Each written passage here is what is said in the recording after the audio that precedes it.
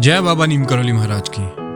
फिर से स्वागत है आपका हमारे चैनल में, जहां हम आपको बताते हैं बाबा नीम करौली से जुड़ी हुई ऐसी कहानियां जिन्हें उनके भक्तों ने महसूस किया था और वो उनके साथ घटित हुई थी।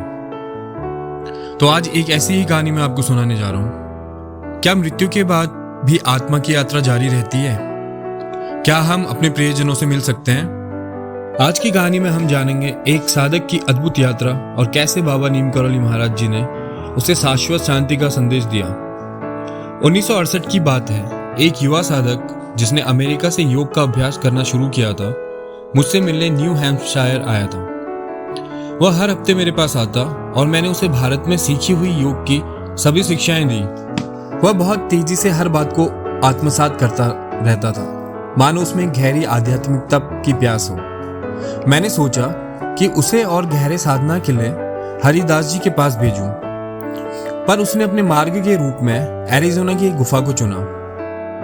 कुछ महीनों तक उसने मुझसे पत्राचार किया और अपनी साधना की प्रकृति के बारे में बताया। फिर अचानक उसकी खबरें आनी बंद हो गई। बाद में उसकी मां से पता चला कि वह गुफा में मृत पाया गया था। उसकी अंतिम डायरी प्रविष्टियां अजीब थी। ऐसा प्रतीत हुआ उसने प्राणायाम करते हुए अपने शरीर को ज्यादा दबाव में डाल दिया। उसकी नाक से खून बह रहा था और दीवार पर खून के निशान थे।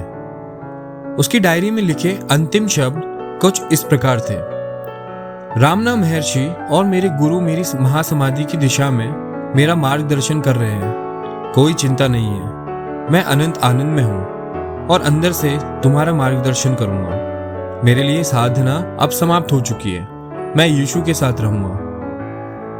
उसकी मां ने मुझसे वादा लिया था कि जब मैं अगली बार महाराज जी से मिलूं तो उनके बेटे के बारे में कुछ पूछूं। जब सही समय आया तो मैं उसकी हाई स्कूल की तस्वीर महाराज जी को दिखाने के लिए ले गया। महाराज जी ने तस्वीर को ध्यान से देखा और कहा, वह अब अपने शरीर में नहीं है। मैंने कहा, बिल्कुल सही महाराज जी। महाराज जी ने फिर कहा, वह दवा लेने के कारण मरा। यह सुनकर मुझे लगा कि शायद उसने LSD जैसी दवा का सेवन किया था और उस दौरान प्राणायाम किया, जिससे उसकी मृत्यु हो गई। परंतु महाराज जी ने मेरी शंकाओं को दूर करते हुए कहा, नहीं, सब ठीक है, उसे पुनर्जन्म नहीं लेना पड़ेगा। उसने अपना काम पूरा कर लिया है, अब वह यीशु के साथ एक हो गया है। वह तुमसे बहुत प्यार करता था और तुम्हारे बारे में रोता था। फिर महाराज जी चुप हो गए और कुछ देर बाद बोले, उसकी माँ को बताओ कि उसे चिंता करने की कोई जरूरत नहीं है।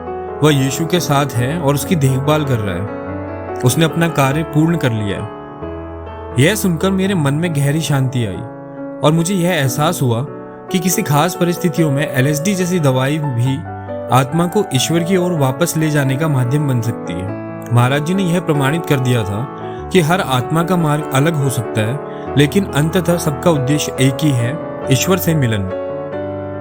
यह कहानी इस बात का सबूत है, महाराज जी सिर्फ हमारे शरीर की नहीं बल्कि हमारी आत्मा की भी देखभाल करते हैं। मृत्यु के बाद भी उनकी कृपा हम पर बनी रहती है। हमें ये विश्वास रखना चाहिए कि हमारे प्रियजन शांति में हैं और वे हमेशा हमारी देखभाल करते रहेंगे। इस कहानी से यह सीखने को मिलता है कि मृत्यु का भय केवल हमारे मन का भ्रम है। बाबा नीम करौली महाराज की कृपा से हर आत्मा अपने अंतिम लक्ष्य तक पहुंचती है। क्या आप भी इस दिव्य यात्रा का हिस्सा बनना चाहते हैं? तो जुड़े रहें हमारे साथ और जानें ऐसी ही और अद्भुत कहानियां। जय बाबा नीम करौली महाराज की।